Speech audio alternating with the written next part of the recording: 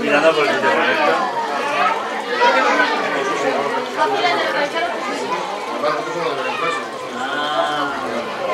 Pues si no me lo vi.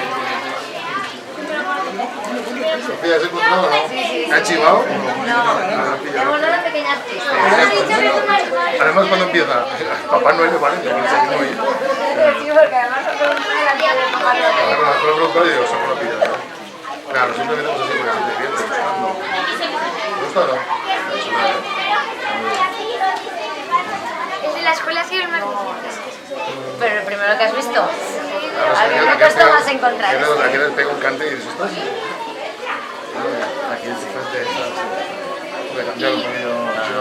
Las que están con las plantas, ¿les habéis cambiado vosotros el cuerpo? No, lo que pasa es que los primos son articulados, se mueven todas las piernas y los brazos, bueno, no pueden flexionar pero sí levantarse.